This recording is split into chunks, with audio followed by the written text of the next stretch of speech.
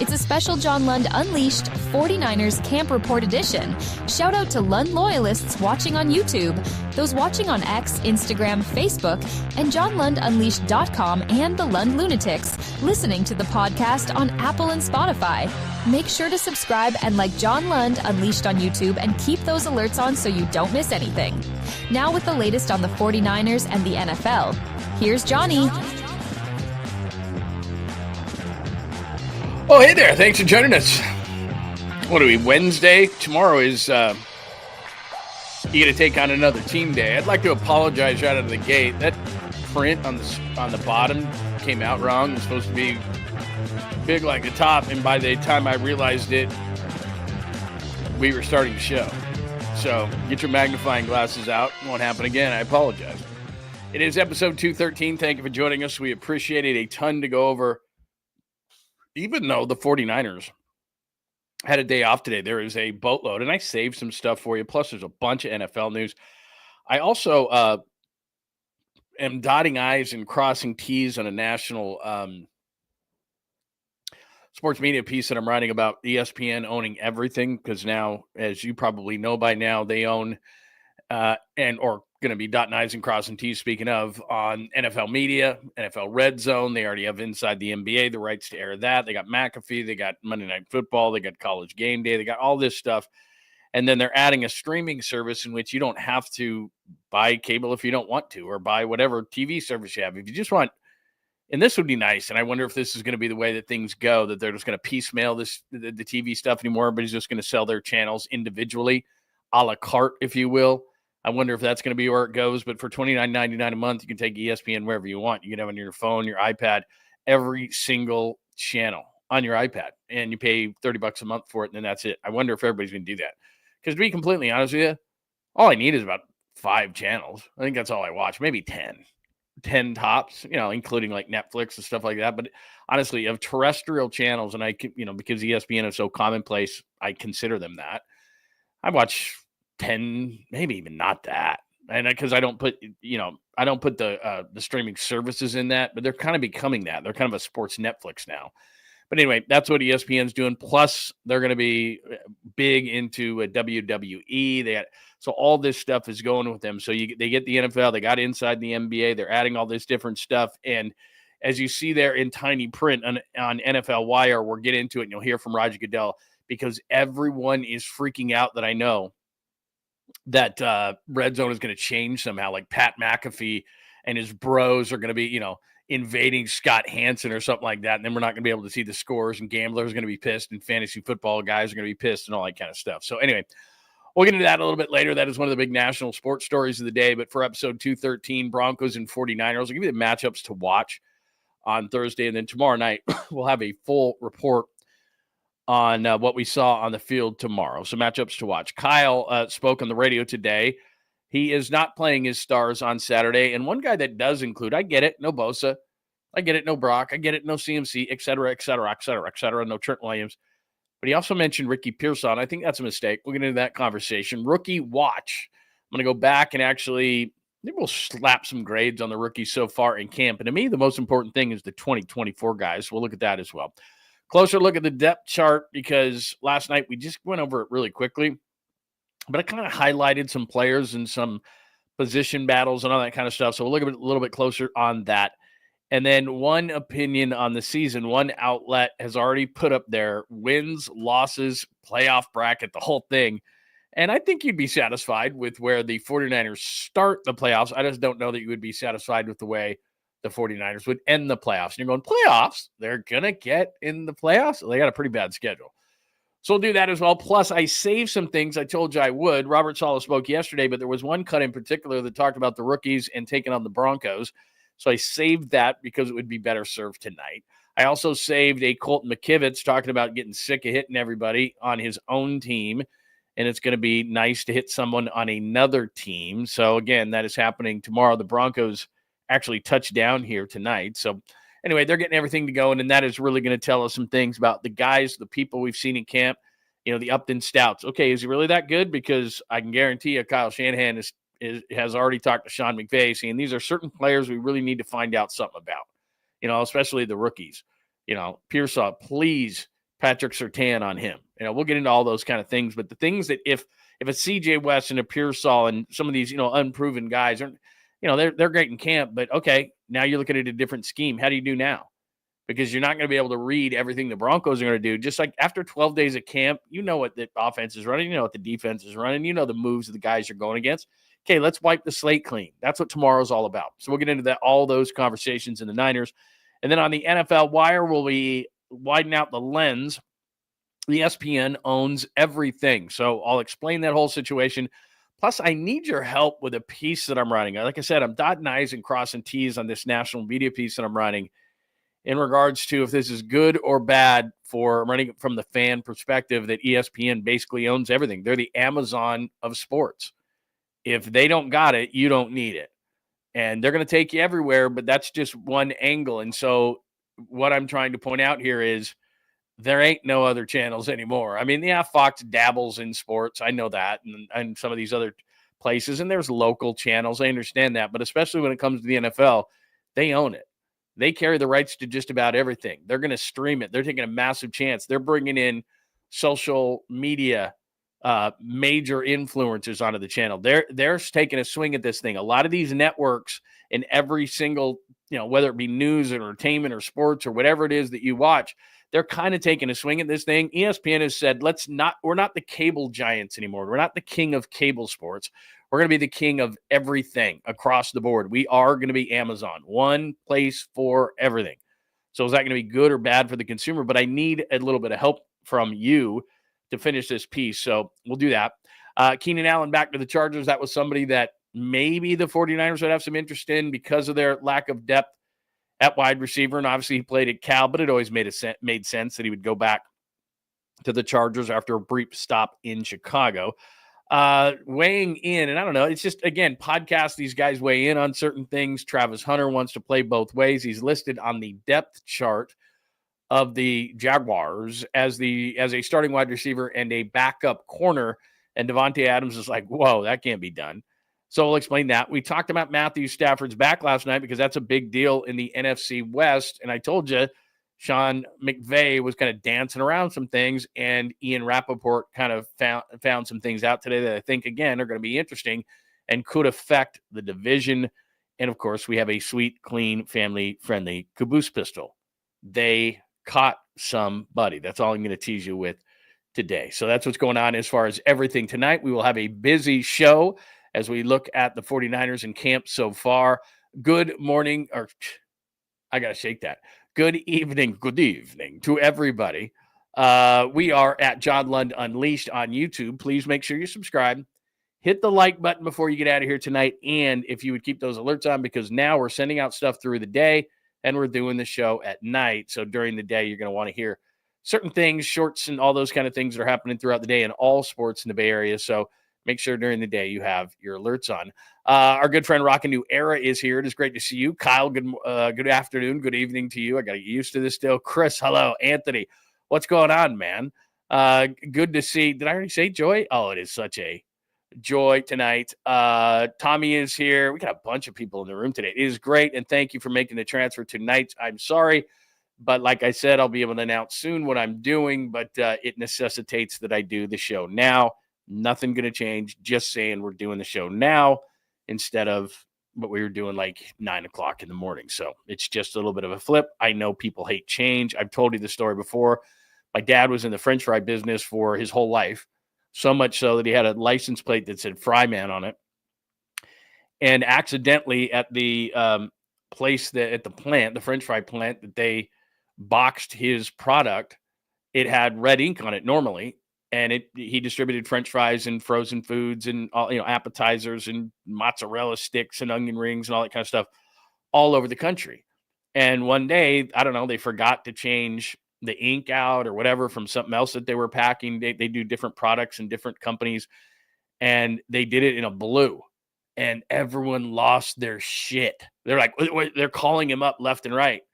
And I was in there that day, and it was in the summer, and they're freaking out. This ink is blue. This is not the same product. He's like, it's the same product. They made a mistake. I'm telling you, it's the same thing. Oh, I don't know. We're not going to take this product. I mean, they're calling from New York. Hey, yeah, this is different fries. And, they're calling from Chicago. And And he's just like, oh my God, just because of a different ink. So I get it. Nobody likes change, but it's necessitated. That's all I'm saying.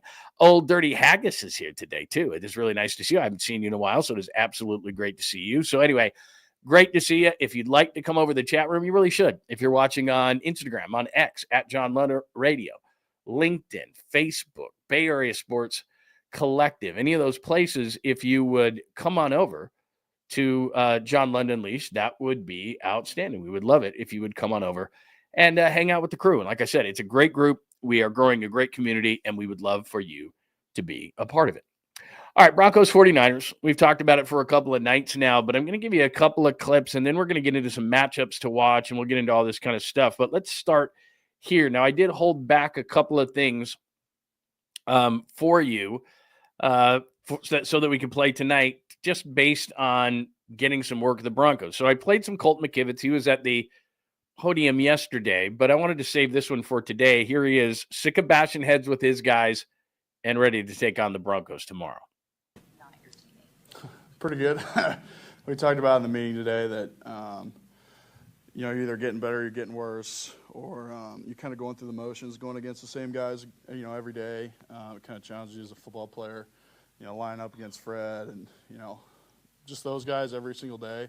So it'll be good. It's going to be a new defensive look for us, 3 down. They got a good set of edge guys, and it'll just be fun to go against a different defense, different team. I think today's day 12, so it can get monotonous, but it'll be a good change up. A little scuffle here and there, but it'll be good to see new defense. How bizarre is it knowing Dre and Huff are over there in a different uniform? I think it's just the NFL. It'll be Dre's going to bring it, so I felt him in pregame a couple times, but it'll be good to see them. Obviously, Mike, a bunch of other guys that are on that team, so it'll be good to see them play against him. I know they're going to be juiced up, so are we, but we're all working to get better, but it'll be cool to see him, and that's just the NFL. You're going to see guys you played with and played against, so it'll be fun. So his story, he told us a little bit. I think it was maybe a couple of questions later. Somebody said, "Hey, what's the thing about Dre?" And what he was saying was Dre Greenlaw was so jacked up before games, and I've seen this before games as you're kind of walking the field and looking at guys before a game. Dre Greenlaw was lathered up, and he would, they'd block guys and they just go through drills and things like that. And a couple of times it was like, they had to tell Dre Greenlaw, dude, just save it for the game, man. Just pace yourself here. That's what Colt McKivitz was talking about, because Dre Greenlaw would get so jacked up, even in pregame, that he would bring it a little bit too much. So tomorrow in these practices, I can guarantee you he's going to bring it in the practices. Hafunga, those guys, because they're going to be looking at it like, hey, man, you kind of let me go. Now, in Hafunga's case, that was clearly the thing. They let Hafunga go. They're like, look, you've been too hurt. He was still on his rookie contract, and they're like, we're not paying you $60 million like Denver did. This not happening. Now, the Dre Greenlaw story, if you don't know it, went something like this. So if you want to go back to the beginning of the whole thing, was obviously he played 34 plays last year, did Dre Greenlaw. 34, had the Achilles. It is the worst injury in sports right now. Toughest to come back from. Maybe takes an extra year. So what happens with it is the 49ers talked to Dre during the season, and they just basically said, look, man, let's just wait till the offseason. We'll deal with this. We'll see how our health is and everything. So, that pissed him off because he thought he had done enough. He comes back from the Achilles injury. So right away, before they even had started negotiating, Dre Greenlaw was not a happy man because he thought, you know what? He thought he was going to stay here. He thought he was going to be next to Fred Warner the rest of his career. And now the Niners are saying, hey, because of this Achilles injury, which you suffered, by the way, in the Super Bowl playing for us, we're going to wait. Well, actually, he wasn't even playing. He was hopping off the sideline. And we were in the booth at the Super Bowl going, why did Dre Greenlaw just fall down? That's my binoculars. Why did Dre Greenlaw just fall down? Just out of nowhere. Tim Ryan saw it first, and we're like, what are you talking about? And then he just began to get up, and it changed the whole game, and we know that. So from that point forward, they just talked to him that offseason and said, hey, let's just wait. Let's look at your health, and we'll see what's going on. Meanwhile, what happened the day before actual free agency started, the heavy petting period, but before actually free agents started, 3 linebackers signed for what was really good linebacker money between $12 and $15 million. Ernest Jones in Seattle. There's that kid Sherwood with the Jets, Nick Bolton with Kansas City. Those three guys were projected to be free agents, but the night before free agency started, boom, boom, boom, they signed the night before, all three of them. And those were considered the best three linebackers in NFL free agency only because Dre Greenlaw was still hurt. Well, now what does that do? The top three linebackers signed. Dre's in that mix too. So there's four linebackers. Three of them signed the night before free agency. It's like a story problem in the 8th grade. If three linebackers sign and there's a fourth linebacker, what does that mean? It means he just gained massive leverage. Because if you want a linebacker in the free agent class, and I told you how imperfect free agency is, they're either overpaid, too old, too injured, whatever. It's one of those all the time. And in Dre Greenlaw's case, it was the injured thing. So the 49ers had already told him, look, basically, you're not a priority for us. Let's see how your health is. Well, all of a sudden, those three linebackers go off the market the night before free agency starts, and Denver calls him at 12:01 and says, hey, man, we just saw those linebackers signed anywhere on AAV, average annual value, $12 to $15 million. We'll offer you 11. So the contract ends up being 3 and about 35. Now, if you look at the fine print, it's basically a 1 year and $11 million contract. So it's not like it's a massive deal that even though the Niners were cutting back and everything, they wanted to keep Dre Greenlaw. Of all that group where they said, look, you're too old, you're too expensive, Hargrave, Debo, all these guys, they just went through and we all like, oh my God, look at all these guys that are losing. And really outside of Greenlaw, Huff is in that same boat, man. They weren't going to pay Hufanga $60 million after having major injuries 2 of the last 3 years. They're better when he's on the field, or they were better when he was on the field. And with Malik Mustafa's injury, that sucks because it'd be great to have Hufanga right now. But the mode they were in and the guys they had to pay, Hufanga was not going to be in that core and get paid $60 million. It just wasn't going to happen. But back to Greenlaw. So the original offer was somewhere in the range, if you can believe it, of about $5 or $6 million. Before all this happened, this is the Niners thinking that they knew the market. And after those three signed, it's like, holy, what the? And now all of a sudden, Dre's pissed, really pissed. He was upset that they didn't what he thought was treat me fairly. I know I'm coming out of an Achilles, but treat me fairly. Now let's just wait. Let's see how your rebound goes. Then, he plays not very many snaps. He's back out again. And then you go to the offseason. And like I said, everything just happened the way it did. Those linebackers sign. They've got a low ball offer on the table. Dre's pissed. And then I played this for you a couple of weeks ago. I should have brought it back tonight. I apologize. But where Dre Greenlaw basically said, hey, man, I lived with foster parents growing up. People, I was under the impression people didn't want me when I was a kid. And when Denver called at 12:01, when free agency officially opened and said, we want you, here's a $35 million contract, Dre Greenlaw said, I'm in. And then the 49ers, and this by now, they hopped on a plane, Kyle Shanahan, John Lynch, and said, whoa, we're sorry. We misread the market, man. We want you back. And Dre went, I already gave my word, man. Can't do it. And so that's how it went down. So I'm sure that people are going to run up to Dre Greenlaw tomorrow, and we're all going to, talk to Dre afterwards, and Hufanga, we're going to talk to him. But it'll be interesting to see. I don't think Dre Greenlaw is going to hold any grudges anymore. I'm sure he wishes he was here, but he gave word to Denver. Looks happy. Niners fans, that's the guy you're going to miss. I don't think you're going to miss Debo.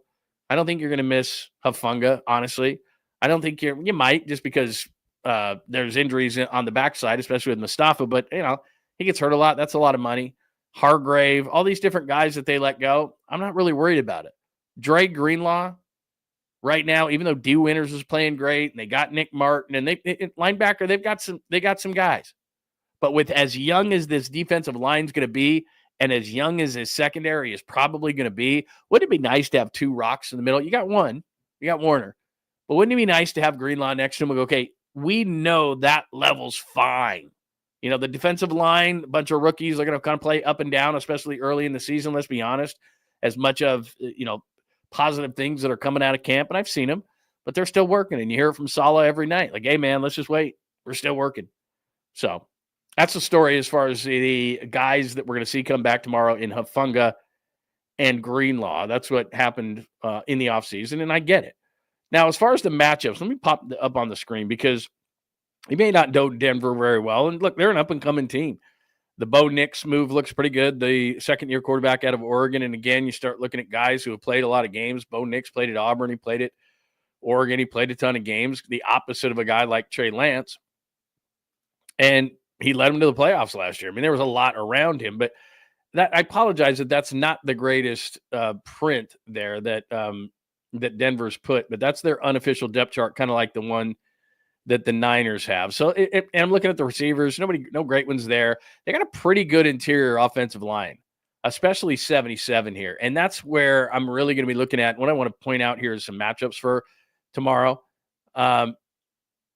Good interior linemen. That means DJ Jones. That means Collins. That means Williams, Mikael Williams on the inside. I'm really excited to see the interior line of the Broncos versus the interior of the 49ers. Our old friend, number 69, Mike McGlinchey. So Mike McGlinchey, you're going to see some Bosa. You might see some Mikael Williams. So that's going to be, again, Josh Huff. I mean, you're going to see McGlinchey, who, look, everybody ripped on McGlinchey, but he was solid. Got a bunch of money to go to Denver. And so that's going to be an interesting matchup to watch. Ingram's got some speed at tight end. Sutton is the one that I think is going to be really interesting. And on the outside, he's clearly their best wide receiver. You know that. And then whichever of these guys, and I'm not really sure, there's our old friend Trent Sherfield who bounces around, more of a special teamer. But I want to, whoever is going to be in the slot. Now, that's not going to be Sutton in his size, but, Mims can go in there. Franklin can go in there. They've got some guys that will go into the slot. To me, it's all about Upton Stout. All right. So they're not going to have Renardo Green, which I'd like to see against a Cortland Sutton. You are going to see like a Demo against a Cortland Sutton, which I'm excited to see. But I want to see in the slot, okay, Upton Stout in shorts, check. Upton Stout in pads, check. Upton Stout smart, check. Just boom, boom, boom, boom. Kyle likes him. Robert likes him. Daniel Bullock's, their defensive backs coach, likes him. Everybody's singing his praises. But what you do as a rookie is you just keep checking the boxes, right? You keep checking the boxes. And so tomorrow, he's not going to know the Broncos offense like he knows the 49ers offense. He's not going to know the Broncos receivers like he knows the 49ers receivers after going against them time and time and time and time again. He's gone against Ricky Pearsall a ton of times. He knows what Ricky Pearsall is like, what he wants to do, if he's got any telltale signs of where he's going, where he's cutting, where he's moving, whatever.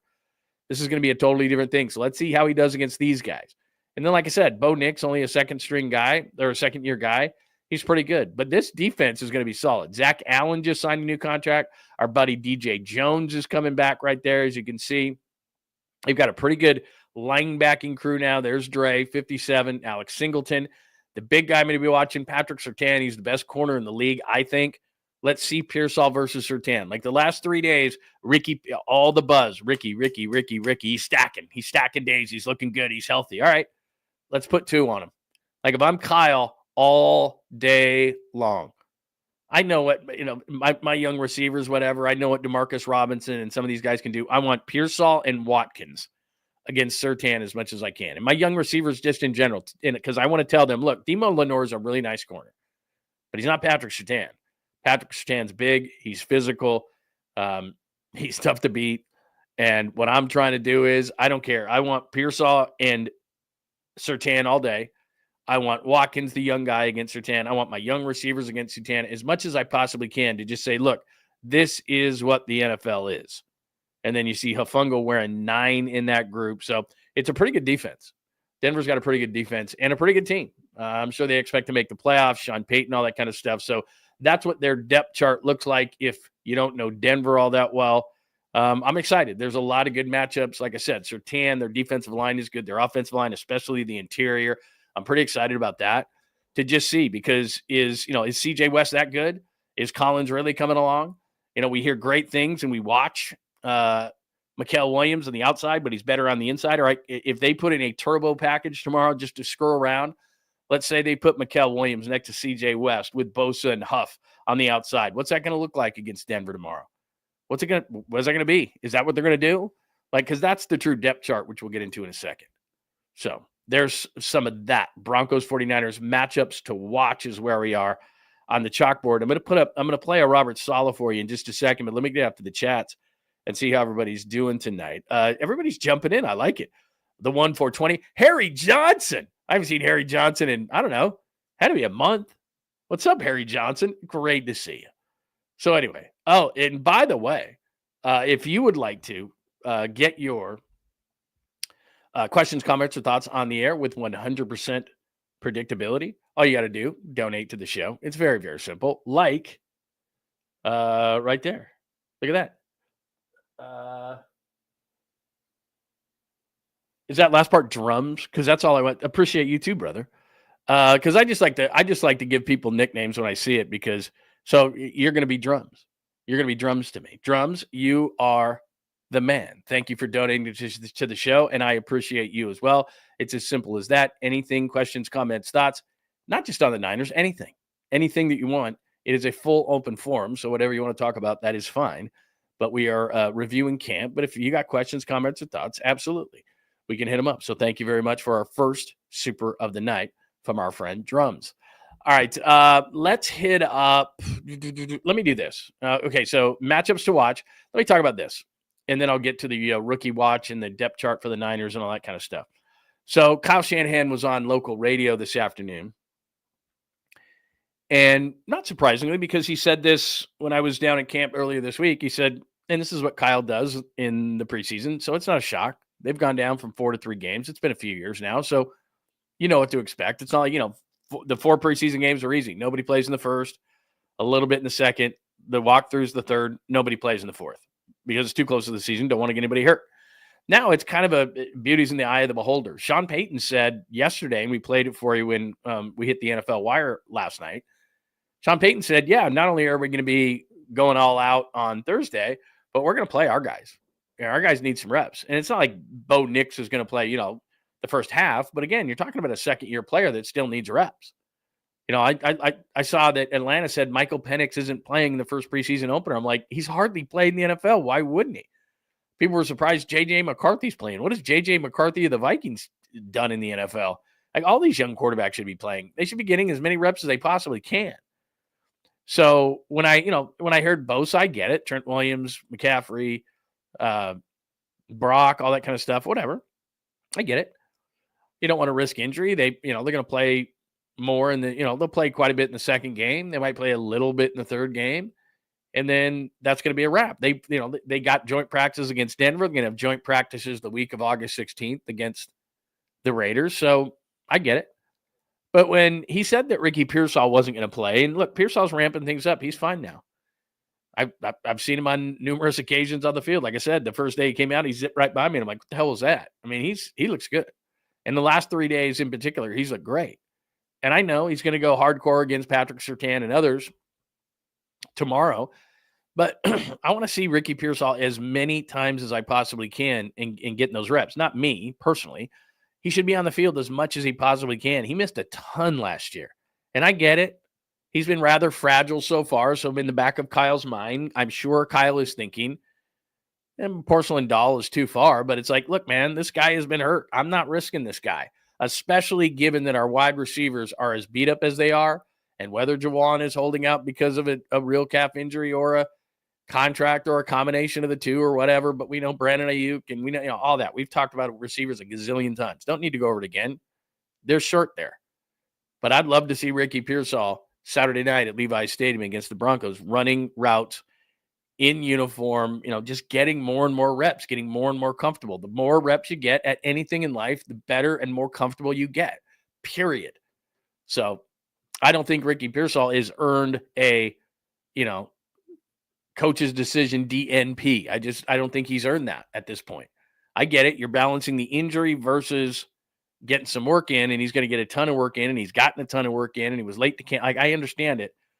And, it's not like I'm losing sleep over this, but I certainly would like to see Ricky Pearsall play in that first game. But okay, not losing sleep over it. So, Broncos 49ers, matchups to watch. Kyle not playing his starter Saturday, but he's got to play somebody. Like some offensive lineman will play. Trent won't. Not playing Pearsall, as I said. And I was thinking about rookie watch today, and here's why. Let me play this cut for you from Robert Saul. And again, I saved this from yesterday, and I knew I was going to play it today, but because he kind of combos up a discussion about rookies, which he's talked about a million times, because as he said earlier in camp, the 49ers are going to field 6 to 8 rookies on the defensive side of the ball. So I want to continue to warn you on a regular basis. Don't freak out in week 1 if Seattle puts up some points. Don't freak out until maybe week 6 or 8. It's just the offense is going to have to carry them for a while. This defense, I like all these young guys, but they're young guys. And they got to get better and better and better and better. And, when you first started out at what you do for a living, you thought after a couple of weeks, hey, I think I got the hang of this. And then years later, you went, God, I've gotten a lot better. You just do with everything that you do. So I like the potential, which is disguised as a positive word, but it's not because it means you haven't done it yet. But I like the potential of all these defensive linemen. And I like the potential of Nick Martin and the potential of Upton Stout and the potential of even some of the guys from 2024 that are younger players. I like all the potential of those players, but it means that they haven't done it yet. And they'll be a lot better in week 8 than they're going to be in week 1. So early in the season, after all this positive vibe stuff in training camp, and then they go out and go to Seattle in week 1, which, as we know, regardless of how good the Seahawks are, and I think they're going to be better this year, that's still a damn tough place to play. I've been there and covered games a lot. It's loud as hell.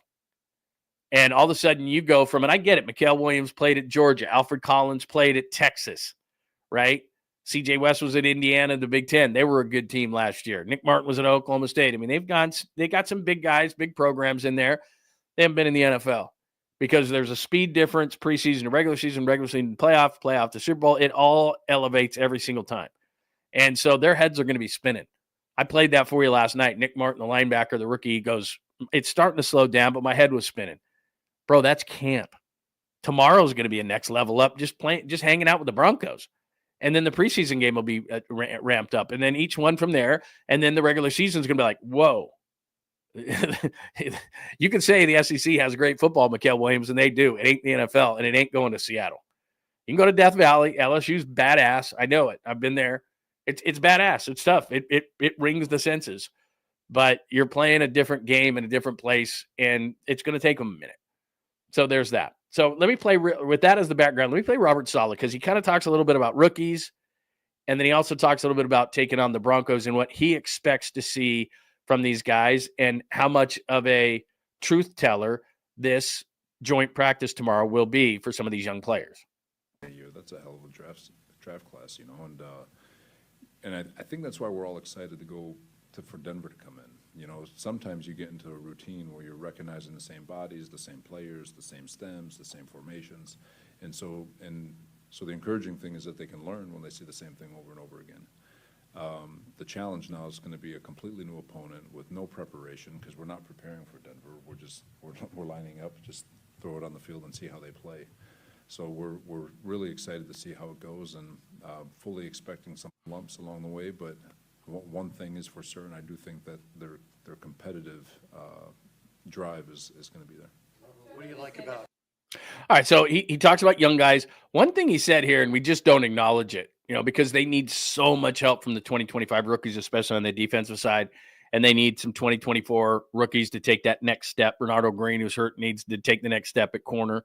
When Mustafa comes back, he needs to take the next step. Purcell obviously needs to take the next step. I mean, there's a bunch of guys, even Dominic Puni, as good as he was last year, he says he's going to be better this year. All those guys need to go like this.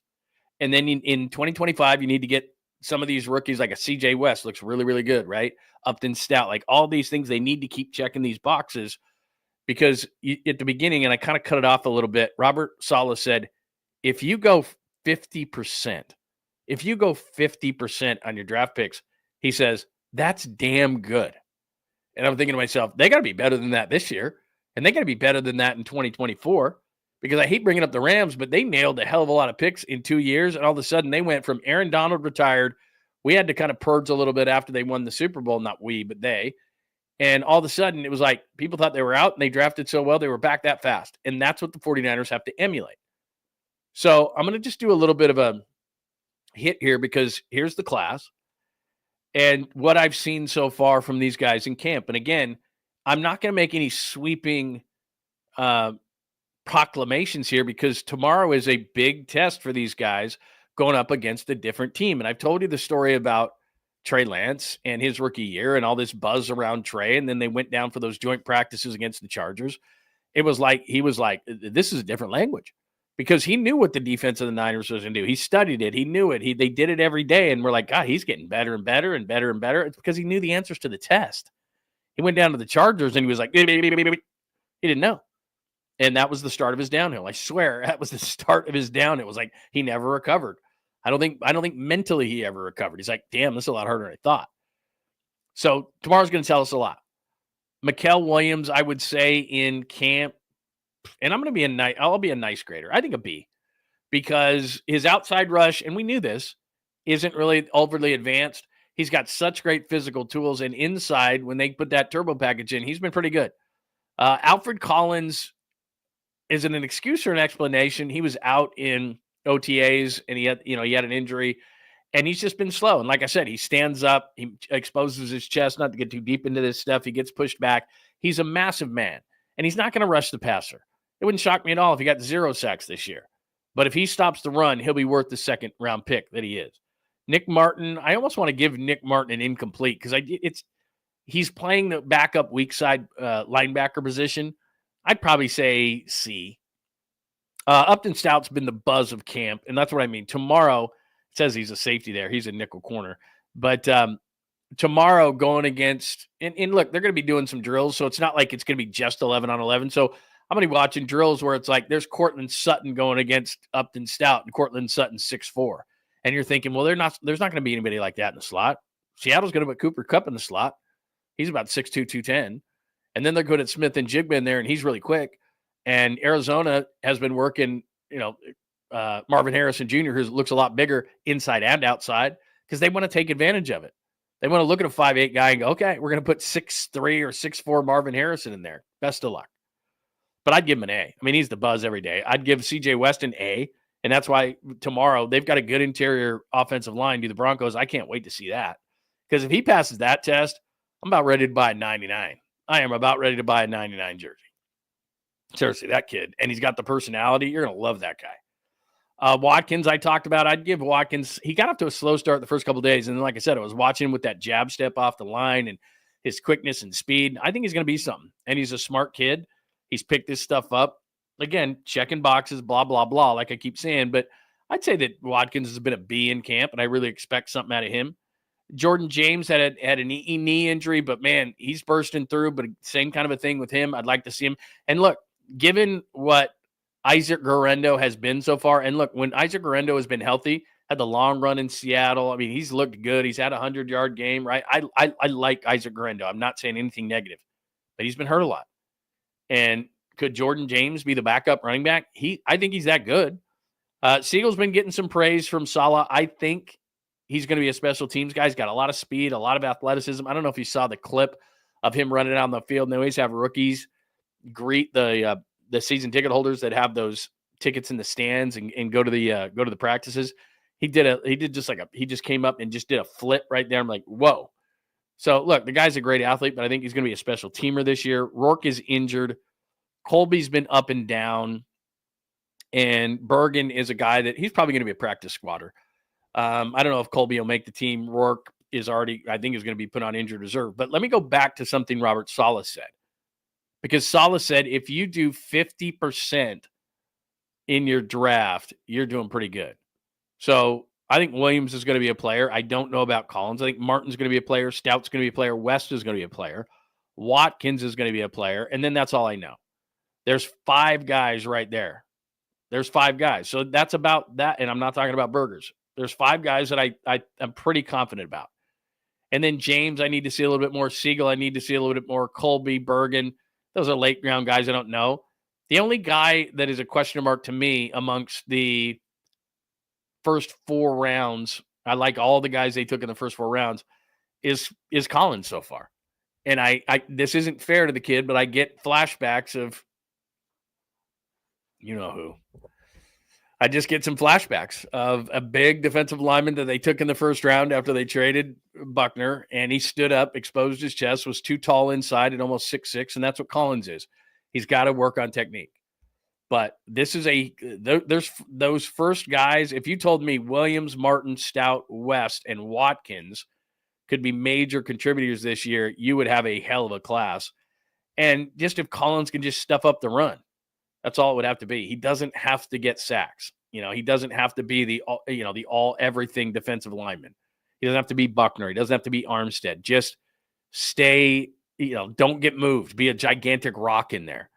So that's what I see so far from the class. The first 4 rounds, I like every guy in there. I just have to hold out a little on Collins because he's a massive human being, but I just don't know so far if he's going to be ready. I just think it might take him a year. I think he might be a little bit slow. So there's the latest report on the rookies. Oh, let me play something fun just to break the monotony of my voice, and we'll talk about a few of the other things as well.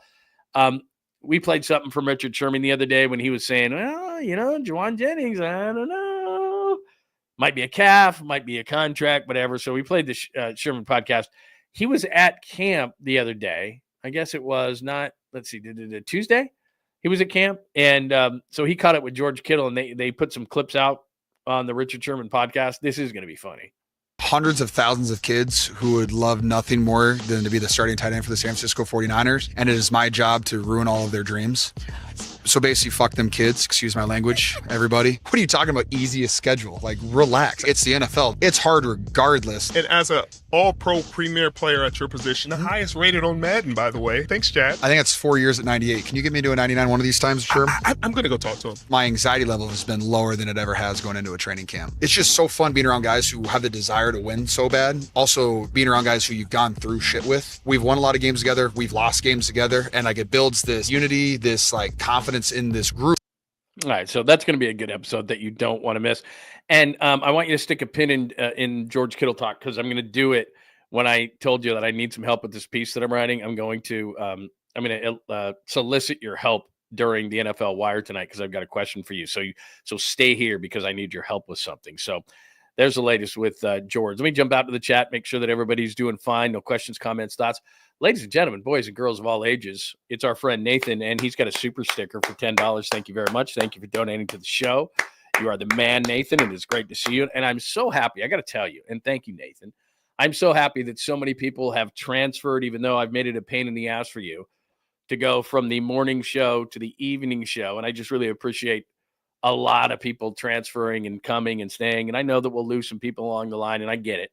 But I just want to say that I really appreciate a lot of the people in the chat room over here on John Lund Unleashed on YouTube hanging out with us and staying and building the community and everything else. So thanks to Nathan for doing that right there. All right. Now, we went over the depth chart a little bit yesterday, and I quickly did it, and I didn't really study it, and I didn't mark it up, and I didn't really show you some things that I've been looking at. So because it's done by the communication staff.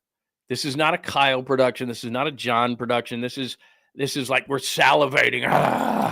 Who's on the depth chart? And it's not accurate. It's not. They just throw it out there because it's like, God, it's like throwing meat to the wolves. It's like, okay, here's something for you guys to talk about. All you people covering the Niners and 49ers content, and so I can't reiterate to you enough. First of all, before I show this to you, I don't know. I hate to say this because then it's going to minimize it, but I don't know. Relevance too strong of a word, but it doesn't reflect what's going on the field. These guys, this isn't the real depth chart, but like I said, like a lot of things in social media and everything like that, people overreact. And this is one of the things in preseason and in training camp they overreact to.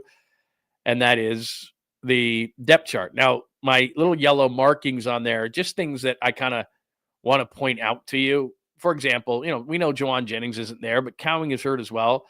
And like I said, I've told you this, in week 1, I think Russell Gage is probably going to be a starter. I just don't know that Cowing is going to be able to come back in time. I don't know that Jennings, either whether it be a contract or a calf, they're being very careful with that. But even if Jennings starts, it's going to be Jennings, Pearsall, and they're going to need one more. And I think, Jordan Watkins could be in that mix. Cowing could be in that mix. There's guys.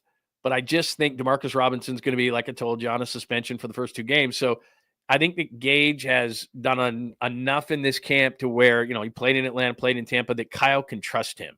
And I think that's a big deal to Kyle Shanahan. So that's one of the reasons that I highlighted him in yellow. We'll just go top to bottom on this thing. Ben Botch, who honestly, I don't have an opinion on Ben Barch because I've really seen him play so little.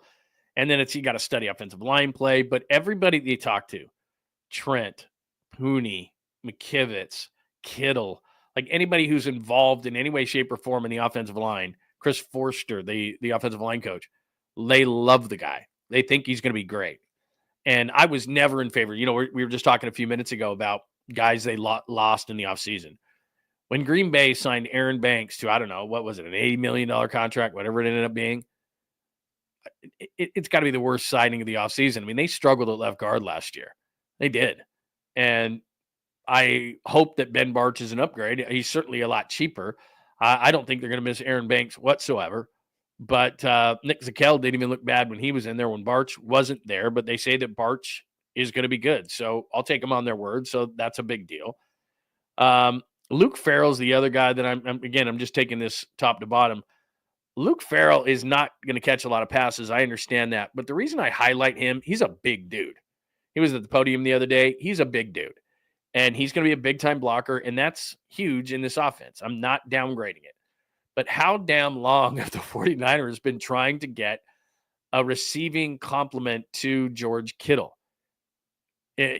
Kyle Shanahan loves a two tight end offense where you don't know which tight end they're going to throw to. Remember Reed a few years ago, the guy that used to play in Washington? He was just too banged up, but he would have been a great compliment. They've tried. I mean, they drafted the kid out of Alabama a couple of years ago. Hell, I even forgot his name, but they drafted him in the third round. I mean, they went two tight ends like 3 years ago to try to just like, can we get anybody that we can team with George Kittle that can catch? Braden Willis, who's on the roster, wearing 9 right there. He's a guy. They bring back Ross Dwelly. It's like, no offense to Ross Dwelly. They gave him a number of years to try to be that guy. They need somebody it would even open up the offense more to get that second tight end who can catch. And it would also, as George Kittle now is about 32 years old, elongate his career as long as you possibly can, because he knows one speed, man. Balls to the wall, pedal to the metal. That's it. So when he's in there, he's playing hard.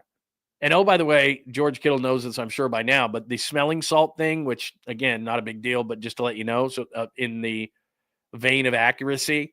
So this is so weird. The NFL said we've banned it. No, the teams can't give him the smelling salts. But if George Kittle wants to bring like a bag of smelling salts and ammonia packets with him to the game, he can sniff them all he wants. He just has to provide them. Weird. But anyway, whatever. So he can do that until his heart's content. But I just think it's so funny because I watched Luke Farrell. I wouldn't say that he's lumbering, but he's not going to catch any balls. He's not in a major way. He might catch 15 balls this year, but he might catch a couple of touchdowns, whatever. He's not a receiving threat, and that's okay. If you can block, that's great. That's the second tight end that you need. But it's kind of disappointing that a couple of years ago they took two tight ends. Neither of those guys did anything, and one of them they took in the third round. So that's bad. So, you got George Kittle, and nobody's going to be screaming, yelling, and crying, but it would be really nice if they could get a second receiving threat at tight end, and they've tried for years, and they just can't figure it out. Let's see. So Luke Farrell, Demarcus Robinson, I've told you about the entire camp. And then I flashed Jordan Watkins right there because, as I just told you in the rookies, I like the guy. And I think he's going to contribute this year. I don't think he's just going to be a guy that in training camp, you're going to be like, that guy. Remember him in training camp? What the hell happened to that guy? I think Kyle's starting to gain some trust, and that's the key thing. Because Kyle played receiver, he's really hard on these guys, and he expects a lot. You remember when Brandon Ayuk, his first couple of years, and people were scratching their head going, why is Brandon Ayuk in the doghouse?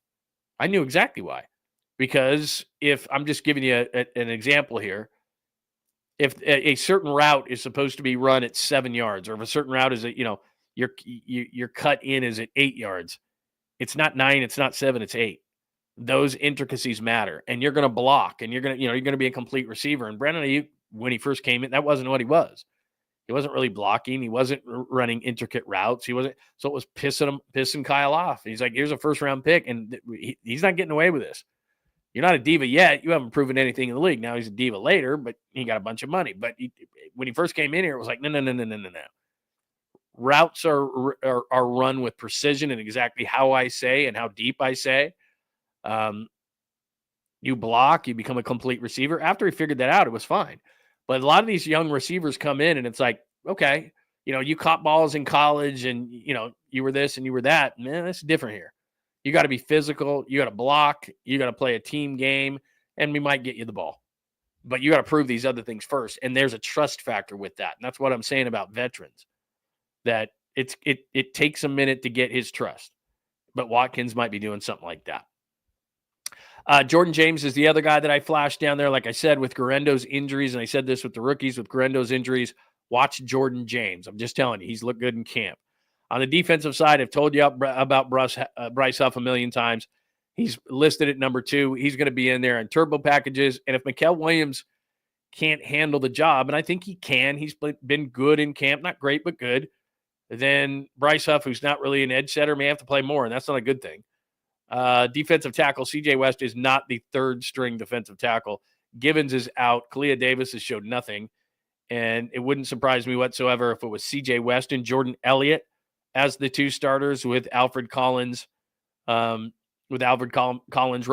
in there. And the guy that everybody really likes in that whole thing, and he's way late, and I should have put a mark around him. See 55, Sebastian Valdez on the 4th string right there. That dude can play. That's the guy that they're calling the Hulk. That dude pushes guys back. And that's another guy that he's a free agent and he's a rookie. So I want to see, like, he's flashed in camp and people are like, who's 55, man? What's that guy all about? So if he can do that against Denver too, they might have something. I'm not saying that, he's a steal or anything like that. I'm just saying put an asterisk by him, and I should have flashed him 55 in the defensive line, like 4th string, and he'll be in the game in the 4th quarter. You'll watch Saturday night. Saturday night, you start looking, you're like, oh, football's back. And then by the 3rd quarter, you're like, oh, man, preseason sucks. Watch for 55 and see what he does. Luke Gifford's a guy that I put up the yellow mark on as well, just because everybody's like, well, is Nick Martin going to be the 3rd linebacker on the field? No, Nick Martin's behind D. Winters at the weak side. The strong side is where Gifford's playing. Curtis Robinson's a guy that they like. So 3rd linebacker on the field, it's going to be D. Winters and Fred Warner. That's what it's going to be.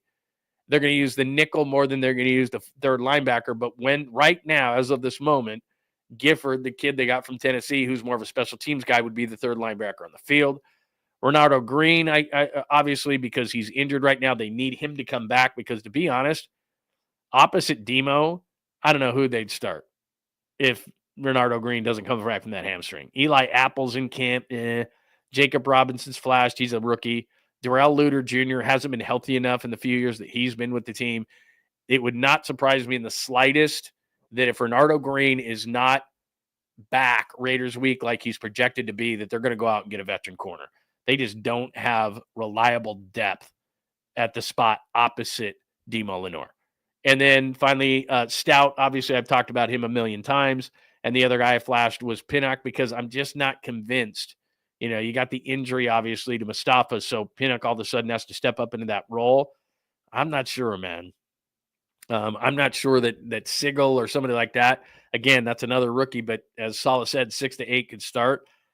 Pinnock has gotten beat on some deep plays where I'm like, ugh, I don't like it. He's physical. I like him. He's a great special teamer, but I'm not sure that I feel really great about him starting. But he may have to in week number 1, at least for a few weeks, because I think that Mustafa is going to be on the PUP list. So there you go. That is a complete and utter breakdown of the depth chart. What did you think of that? There you go. You'll know everything. And the only reason I did that is because when you're sitting around on Saturday night and you're seeing some of those guys come into the game later and you go, oh, yeah, Lund mentioned that guy. I'm just helping you. That's all I'm doing. I'm just helping you. That's all. Just, because you're like, I don't want to watch, but I got to watch. Like, that's kind of like the 3rd, 4th quarter. You're like, am I still watching this? What am I looking for? What am I going to do here? So I just gave you a little update on that. All right, Super's coming in as well. Our good friend Fuji is here, our really good friend Fuji. Yeah, I'm going to do a bot of the pine on Friday. Since I'm doing these night shows, tonight's Wednesday, I might as well just change it up and Friday do a giant show. Maybe in the morning on Friday I'll do something. Keep your alerts on. Maybe on Friday I'll do something and just do a Niners recap, because obviously with the Thursday camp, I'll do a recap tomorrow night on the Thursday camp with the Broncos, the joint practice. Friday I may do something a little bit too, and then Friday night we'll just do baseball, because that is fun. I got to be honest. I got to talk some baseball on Friday. So, yeah, I'm going to do it. If Kirk doesn't do it, I'll just do it like we did that one time. But, yeah, we got to get that done, man. We got to get that done. If this is a night show now, there has to be drinking. Lady Pierce, if you're poor, you don't have to drive home or anything. That's a solid point. That is a solid point. If you're new around here, lady beers are and again, they shouldn't be called lady beers because I know a hell of a lot of women that could drink me under the table, no problem. But the reason he called them because he called them like everybody got on me, kind of foo-foo-ish kind of beers. But it was I don't know if you've had these yet, a citrusy style, and I forgot what they call them. It's like a Corona, but it's got like orange and all this different stuff. It's some kind of citrus Corona. And I got to be honest, the first time I had it, I was like, this is really good. And I had it on a night that we did Bottom of the Pint, which is a live show that we do on Friday nights. Well, the Giants are playing, and we have a lot of fun, and we drink beers, and we hang out. And a couple of weeks ago, because the Giants scored 8 runs, I got a little too tipsy because I have to drink a full beer every time they score a run. Plus, we started bringing out shots, and it was a disaster. And anyway, long story short was I brought out these Coronas, and then what's funny is I think I had one more in my garage fridge the other night, and I popped it open because I thought these tasted good when I chugged them. I've never really sat down and drank one. And it was just too citrusy, too sweet for me. And I was like, yeah, chugging these is fine. Drinking them as a beer, no. So I'm like, I don't think I'm going to buy those again. But yeah, we'll do Friday night. We'll do Friday night for sure because we got to be consistent. We will do a night show. By the way, speaking of that, before we move on to other things, essentially after Giant season, I'll just do Sunday through Thursday. And then we'll do occasional Friday shows. And then, like I said, we're sending things out now during the day of different sports discussions in the Bay Area. So make sure that your alerts are on for that. What happened to my board here? I'm going to get the board back on the screen. There we go. All right. So where are we on the board? We already did Rookie Watch. We did a closer look at the depth chart. Where are we here? You know what? I'm going to save one opinion on the season for tomorrow because somebody came out and it's not going to fit like I want it to fit in the show because I've got a lot of stuff here on NFL Wire plus a CABOOSE. Plus I got a question to ask you that's going to help with a piece that I'm writing right now. So let's hold one opinion on the season for tomorrow. All right. That's what we're going to do. We're going to do that as part of the recap of the Broncos and Niners joint practices, which got to be here tomorrow night because we'll talk all about that and we'll have sound and all different things and how it went and blah, blah, blah, blah, blah. So we're going to do that tomorrow night. But if you're new to the latest version of the program, we do this thing called NFL Wire, and what it basically is what's going on in the rest of the NFL, because we talk a ton of Niners every single night, but there's a lot of things going on in the NFL. Some of them are kind of in conjunction with the Niners or affect the 49ers. We talk about that stuff as well. Plus, we have not given up. We still, every night, do a sweet, clean, family-friendly CABOOSE pistol before we get out of here as well. So that's the latest on the 49ers. If you want to hit me up, questions, comments, or thoughts, you can hit me with a super. You can hit me on the screen. If you're watching the show later, right underneath here, you can hit comments. I'd love to get your comments. And if you prefer as well, if you're watching on X tonight at John Lund Radio, you can also hit me up there because I'm there quite often on X, again, at John Lund Radio. All right, let's go around the league. It's the NFL Wire. It's time for a look at the NFL stories making headlines. It's the NFL Wire on John Lund Unleashed. All right, again, I apologize. Our people behind the scenes made the NFL Wire smaller than the regular print, so I apologize, or chalk, and I can hardly see it. Are you kidding me? So here's the first story in the NFL Wire, and this is going to be fun, and I'm writing a national story about this. I write a national media column, and ESPN's going to launch its long-awaited new streaming service August 21st at a price of $29.99 a month, bulking it up with WWE events and expanded NFL rights. So if you haven't heard what's going on with ESPN, here's the deal. So the streaming service, you don't have to buy cable. You don't have to have Hulu. You don't have to have anything. It's just separate. And I wonder if the future of TV is this, not just sports, but okay, I watch 5 channels, right? I watch ESPN. I guess I need Fox Sports for college stuff. I don't need the NFL Network because the point of the ESPN is taking over the NFL Network. That media arm that was NFL Media, that's now going to be ESPN, which means the Red Zone, which we'll get into in a second. So let's review. They have the rights to air Inside the NBA, the best studio show that exists. They have all the NFL arm stuff, including NFL Network and NFL Red Zone. The NFL is out of the media business. They were never very good at it anyway, and they don't want to be in it. They just want to run a league. They have sold that off to ESPN. But the NFL Network will have a 10% stake in ESPN, which is worth over $2 billion. And there's a lot of different things within that. But one thing that certainly comes to mind is it's a conflict of interest when you're reporting on the NFL. And I don't mean like on an everyday basis, but there's lots of things that happen in the NFL. There are racial inequities in the front offices. There are drug issues. There are domestic issues, domestic violence issues. There are things that are very that the commissioner just doesn't like to talk about. And if they're 10% vested into ESPN, is ESPN really going to dig down into that kind of stuff? Or is ESPN going to go, hey, here's another, Screaming A. Smith segment. Hey, here's some LeBron highlights. I think, I doubt it. I mean, the first word in ESPN, or the first letter in ESPN is entertainment. So that's what they want to do. They're not even messing around with that anymore. They're just like, look, we are entertaining. So my whole thought on this whole thing is good. ESPN's taking this over. They know how to do this kind of stuff. They're better at it than the NFL, but what are they going to do? Because the same old, I don't think is going to get it done. The Dan Orlovskis of the world, the Ryan Clarks of the world, sorry, that's not good enough. What else you got? And so my question to you is, and let me just go over this really quick, and then I'm going to ask you a question here real quick. And then we'll get to the rest of the NFL wire. But the reason I bring up ESPN is because, this is going to affect viewers in a certain way. I'll play something from Roger Goodell because everybody's freaking out about the red zone. Oh, my God, are they going to put Pat McAfee on the red zone? Oh, my God. I don't want a tank top. I want Scott Hansen. I like Andrew Siciliano, but okay, I'll live with Scott Hansen. He's fine. I don't know how he keeps from going to the bathroom for 7 straight hours, but he does. He's got to have the pens. I don't know what he's doing. But anyway, he's great at it. I don't want any distractions. I don't want inside the NBA to have a cameo from Screaming A. No perk. No Stephen A. It's good. Lock the doors. Throw away the key.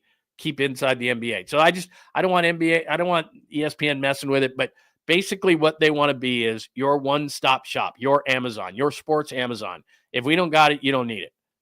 They have all the rights to all the major North American sports. They are now basically the NFL as far as the media arm is concerned. They have your red zones. They have your inside the NBAs. They have a new streaming service where you don't even need cable, so you don't need a TV. They want to go with you everywhere you go. They have a whole new thing that they're doing through social media and influencers and all that kind of stuff. So that's going to come to their network and all their shows and a bunch of online features. So they just basically are saying, look, we're your one-stop shop. And they're basically trying to put everybody else out of business. They are sports Amazon. So that's pretty interesting. But the question I have for you is I'm finishing up this piece. So that's basically what I'm writing about right now. And as I'm writing this piece, I thought to myself, okay, I just said, you're now the NFL media arm. Dan Orlovsky, okay, running out of the back of the end zone, or any of these other guys that you've picked up along the line. And their basic premise has been, because I've told you this before, I worked for ESPN for a number of years. Their basic premise is nobody's bigger than the brand. ESPN is the brand. No one's bigger. And if you get bigger, by Dan Patrick, they don't generally put up with it. So what they do is they get lesser known athletes, and they think with repetition and some molding, they can turn those people into stars. And they have. Who the hell's Dan Orlovsky? You wouldn't have known him if he never came back to TV. You'd never think about Dan Orlovsky a day in your life. He was no good. He didn't play for the Lions when they were really bad. All right. I think he went to the Colts for a year or two after that. He had a very nondescript career, but ESPN turns these guys into stars.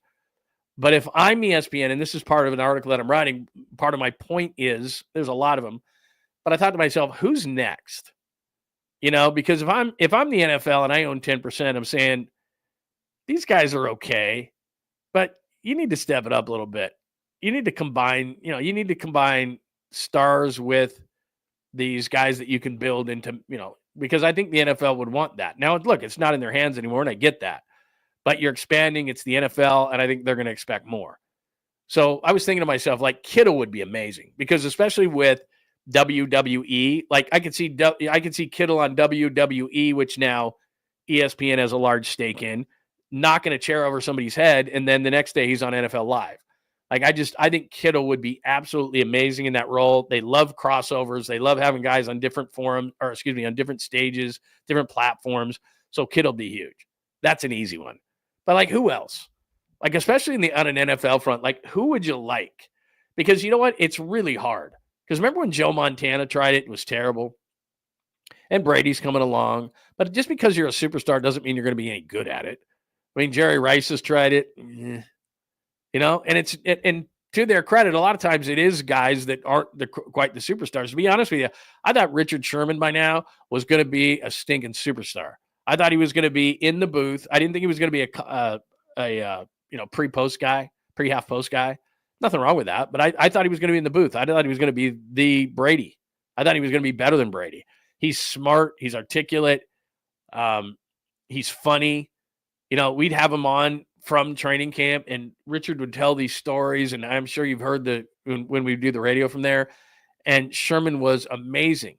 And every time he would leave, I'd say, he's going straight to the top in media. He's kind of like Draymond Green, right? Everybody's looking at Draymond Green going, well, he's just going to replace Charles Barkley. Now, look, I don't know that he's ever going to be able to do that. He's got to get a little bit more likability about him. But point is that there's a bunch of guys in the league that I think could do it. And, they tend to go for quarterbacks in big markets. I could see them trying Matthew Stafford or something like that. I don't know how that's going to work. But it's not as easy as what everybody thinks.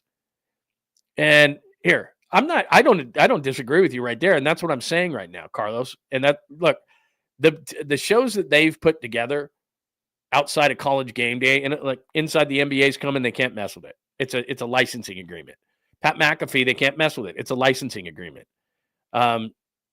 So all those different things. Red Zone is theirs. So if they wanted to mess with it, they could. I doubt they are going to mess with it, but they could. So that's kind of my point. Like I'm suggesting in the piece that I'm writing that like College Game Day has been so successful. Why wouldn't you do that on Sunday? Like why? Okay, the big game of the week is this game. Do that again. Like get a crew together that could have fun and do predictions and do all these kind of things and the chemistry. And look, chemistry is like personal chemistry. With a girlfriend or a wife or a significant other, it's really hard to find. So I've seen it because I've done radio shows and TV shows for 30 years. And it's like, you think you could work with somebody and then you sit with them and you go, this ain't working, man. You just know. And so chemistry is hard to find. The kind of chemistry that inside the NBA has is incredibly hard to find. That's why, like I said, double lock the doors, nobody in or out. No Perks, no Stephen A's, no anybody's. No, not a dash of this, not a cameo, not a none. But they've got to get better at that. I don't disagree with you. They've got to get better at these shows. And they just said, you know what, we can't beat them. They're going to join us. But they've got to develop these shows because what they want to be is not only your one-stop sports shop, they're trying to bring in culture into this whole thing. They're bringing in major influencers and everything.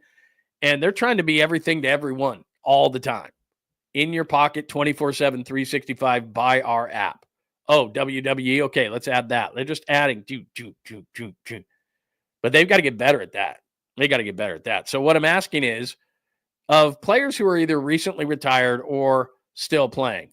All right, I stole George Kittle. Who else you got? Who else? Who else could be like, I don't know, like I like Fred Warner a lot. I don't know if Fred Warner would want to do that, but like Fred Warner. But then again, I'm around these guys all the time. I'm not around some of these other teams. I don't know. Just a thought. So give me some of those because I'm trying to get through some other names for my piece, and that's going to drop on Friday, and I'll put it on my blog at johnlundunleashed.com. But anyway, there's that. All right, here, if you are concerned, by the way, if you are like, oh my God, what are they going to do with the red zone? And you think they're not going to have the high priest of the church, Scott Hansen, and his iron bladder for 7 hours hosting that. He is going to host that. Here is Roger Goodell, who's lied before, but I'll take him at his word. Here's Hannah Storm interviewing the commissioner of the NFL, confirming that it's going to all be about ESPN, but he says red zone is not going to change. Other elements of NFL programming has been red zone. It's a staple for NFL fans. What is that going to look like now under this new partnership? Well, that'll actually stay the same. It'll continue to be produced right here in this building. It will be the NFL red zone. I don't think fans will see any difference to that. Obviously, in the context of that, though, ESPN purchased the Red Zone name, and they will be able to utilize that for other sports, college football and other things. And I think that could be an exciting thing for our fans also, to see a Red Zone maybe in college football or other sports. That's something that they now own and have the ability to do that. But as far as Red Zone, NFL Red Zone, there won't be any changes for our fans. Okay, so that's good news. He's so unlikable. I don't know what it is. He just does not have – he has 0%, 0.0 of likability. I don't know what it is. He's smarmy. I think that's what it is. I think that's the correct word. He's smarmy. But anyway, I digress. So there's a couple of things that happen right there. It's going to be produced still by the NFL. ESPN has it.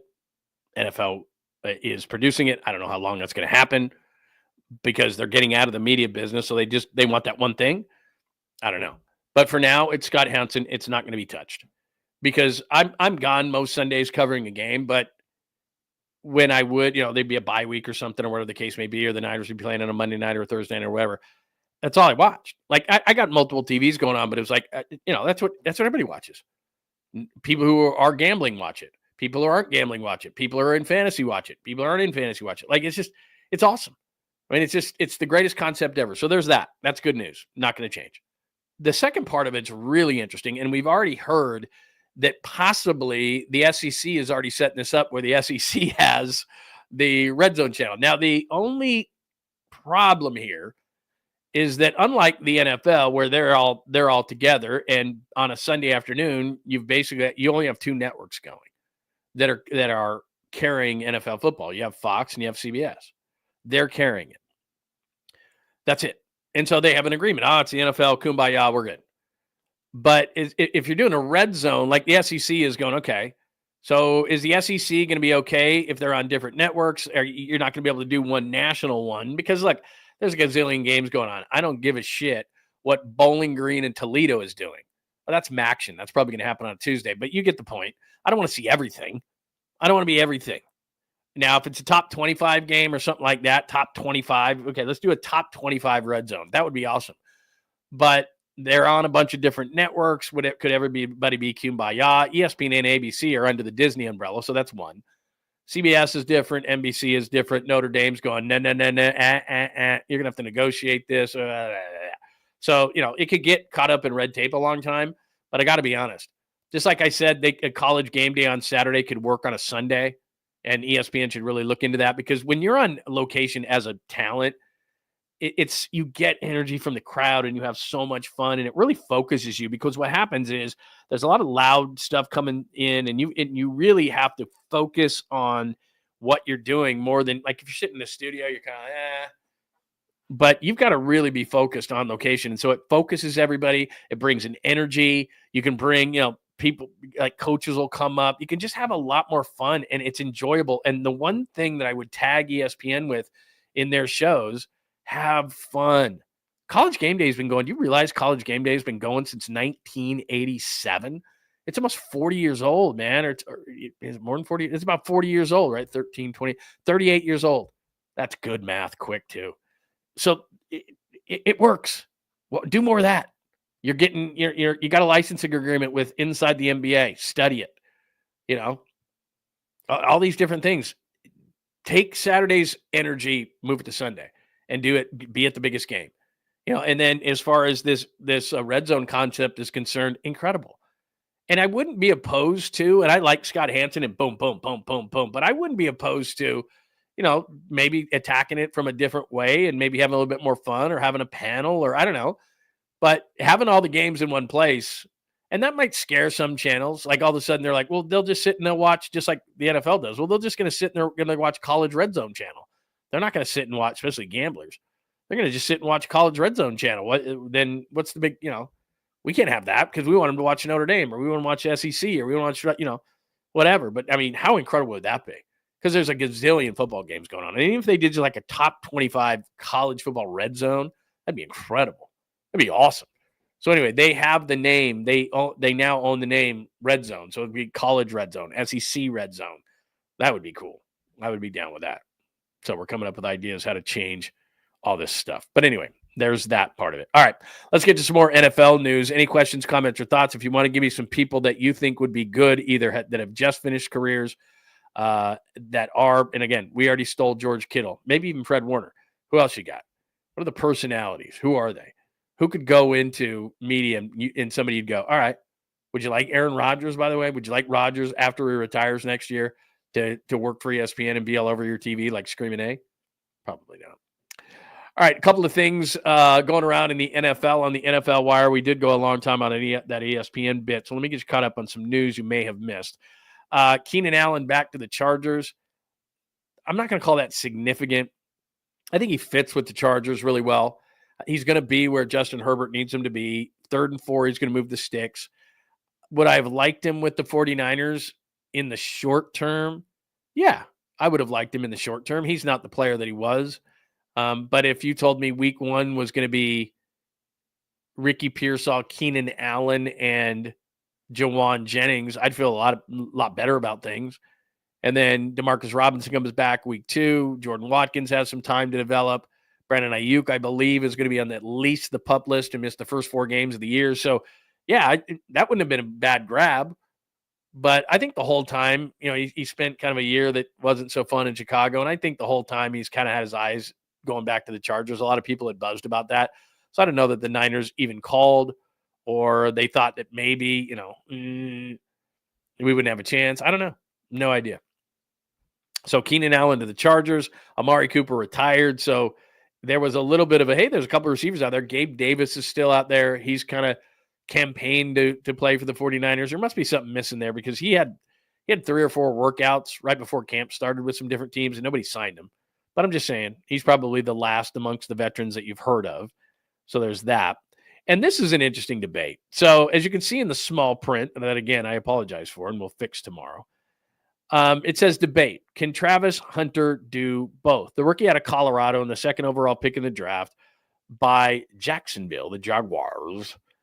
I don't know why there was a debate on this, but Channing Crowder, Ryan Clark, they have this the podcast called The Pivot. And so Devontae Adams was on it. And Travis Hunter's name came up, and they asked Devontae Adams if he thought Travis Hunter could play both receiver and defensive back like he wants to do. For real, not at a high level, and then go in there. It's hard enough to go cover a punt and then be on one side, and I haven't done it. I'm not acting like I'm on kickoff or punt, but I can see the dudes, and I know you got your guys, and you see the yardage of my yardage over the game versus somebody that starts on offense and then plays special teams as well.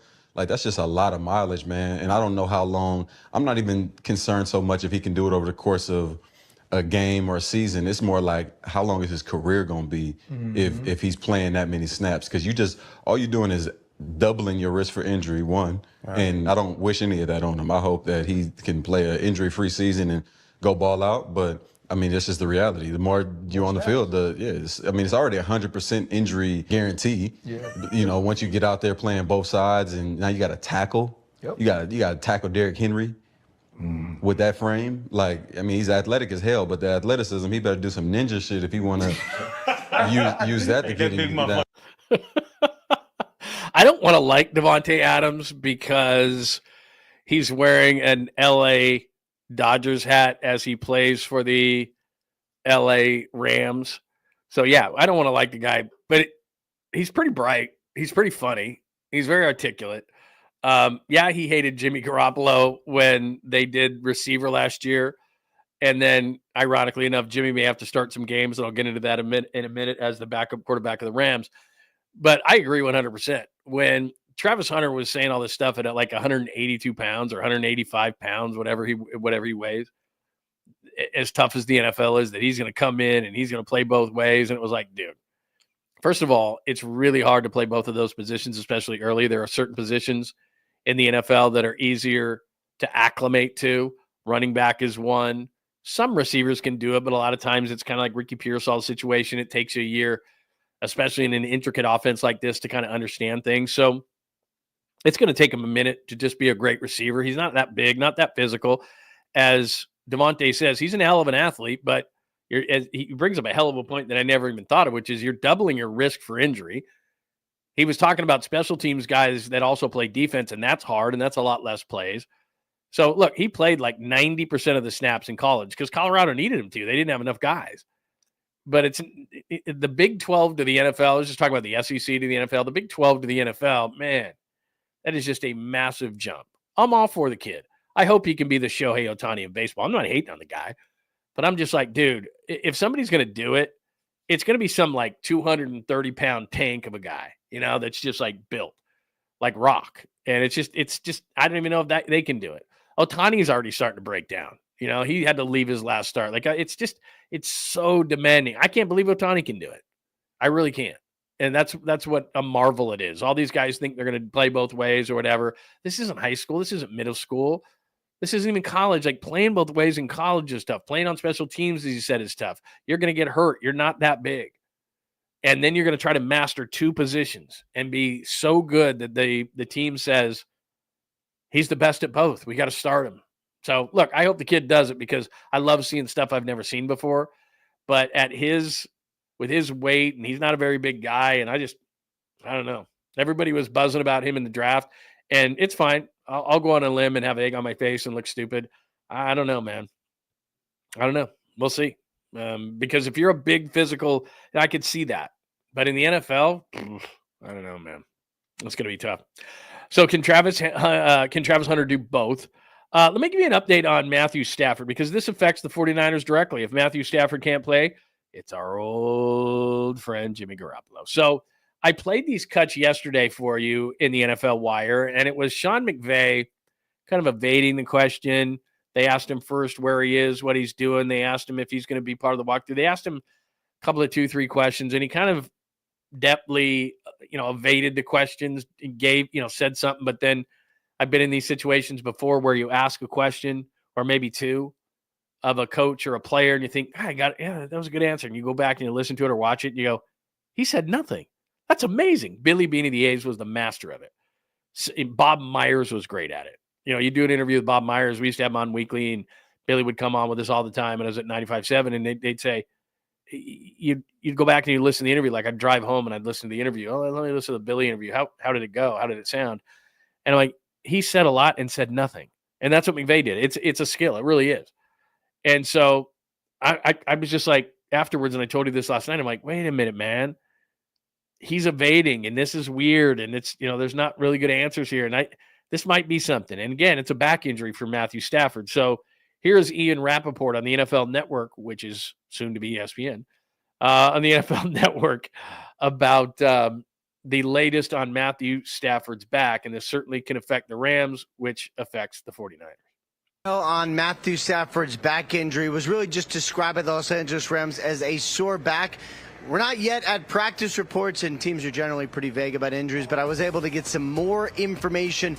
My understanding is that Stafford is dealing with an aggravated disc in his back, something that he has received an epidural for to help him deal with the pain and really just kind of manage himself. He has also been doing rehab, and the idea, Judy, is basically to strengthen the area around the disc and get to a point where he can function.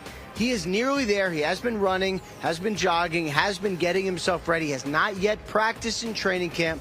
Talked to several coaches, personnel people with the Rams over the course of the last couple of days, and I was there for the Cowboys joint practice. They're confident that when week one rolls around, Stafford will be not only on the field, but ready. They do have Jimmy Garoppolo as their backup. They got a lot of confidence in him. But they firmly believe it will be Matthew Stafford on the field when the season begins. All right. If you have confidence in Jimmy Garoppolo, you're not telling the truth. I'd love to see Jimmy Garoppolo in that in any amount of games this year. But it's just, you're dealing with a back. And he's talking about disc injuries. And you got to say that really, really slow or you're going to end up on a blooper reel. So nice job by Ian Rappaport in reporting. And you could tell, too, he slowed down. The disc injury, ruptured disc injury, slowed it down. Very, very professionally done. But, it's just something to monitor. And so yesterday you combine McVay kind of dancing around it. You get this report that it's a disc injury, which is not great if you've ever had any back problems. We'll see. And, oh, by the way, there's 300-pound men trying to rip your face off. And if they know you have a bad back, that's where the helmet's going.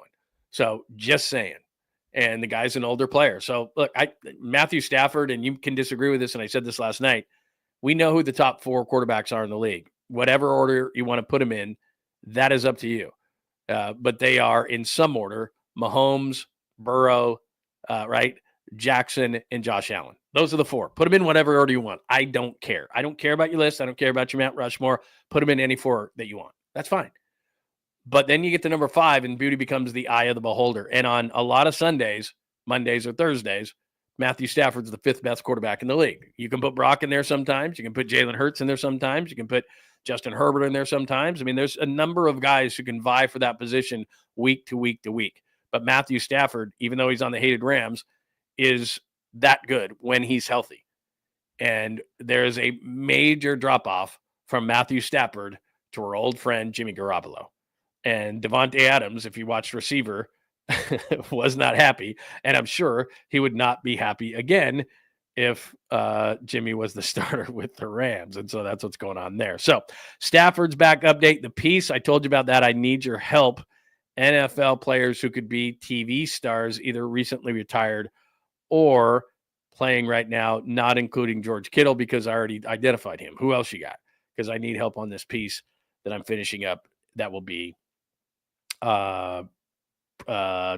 printed, I guess, distributed on Friday. And then after that, I'll put it on my on johnlundunleashed.com, and you can check it out there. And by the way, if you're new in the room, johnlundunleashed.com, very simple. We put the YouTube show there afterwards.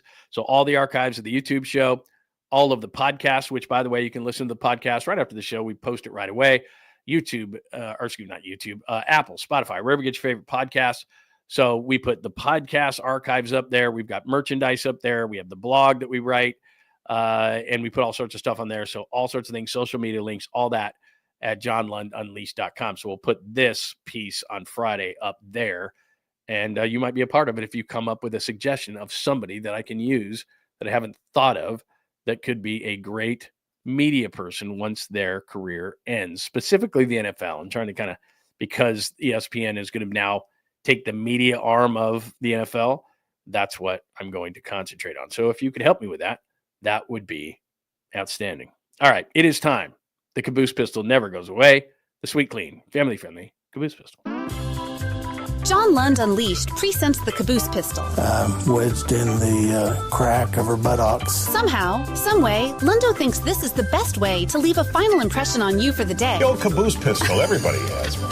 Did you say Caboose pistol? I know some woman who could hide a machine gun in there. Yeah. Leave me out of this, you weirdo. Here's John. I just report the news. I am not a weirdo. As far as you know. All right, we've talked about this before. There were actually Golden State Valkyrie games for the first 2 green dildo throws in the WNBA. Now we have a third, and there's a bit of a twist to it. So here's what's kind of interesting. Let me play it for you. Indiana Fever, which is Caitlin Clark's team, but she's not playing. Sophie Cunningham, who's become popular in her own right, is going to get hit. This is the 3rd time it's happened now. She's actually going to get hit in the butt with one of these things, one of these phallic objects in a lime green color, straight out of the crowd. Here we go again. Before halftime. Oh, look out. Something just came onto the floor. Got an object that just flew in as the free throw was being made. It looked like that hit a player, too. So she's laughing about it because she's the one who said this. She tweets out, stop, if this is 4 days ago, obviously, stop throwing dildos on the court. You're going to hurt one of us. And of course, she gets hit in the butt with one. And then she says, yeah, yesterday after the game, this did not age well. But it's not over.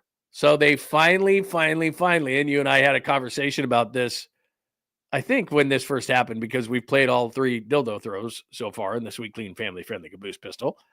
They finally caught somebody. So this is the person who threw the 3rd dildo.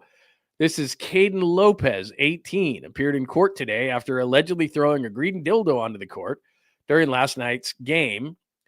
Per whoever that is, He's accused of hitting someone with the object and now faces charges of assault and disorderly conduct. Boy, that's serious. Assault and disorderly conduct for throwing a dildo on the floor. Who knew that it was such serious charges? So maybe that'll discourage people because it was kind of becoming, I'm not going to call it an epidemic or anything like that. I mean, 2 were Mercury games, and the best winning percentage in WNBA history is when the Valkyries are playing and a dildo is thrown on the court. They're 2-0. But they were not on the court last night when Sophie Cunningham was grazed in the buttocks with one of those things. But they finally caught a person. So is that going to now discourage people? Geez, they're getting me for assault for throwing a dildo? So anyway, there you go. I mean, I could see where, hard rubber comes flying in, hits you in the head, like your parents used to say, hey, it's all fun and games till somebody loses an eye. Something like that. Is it like that? Something like that. But anyway, so there you go. Maybe that will stop everything.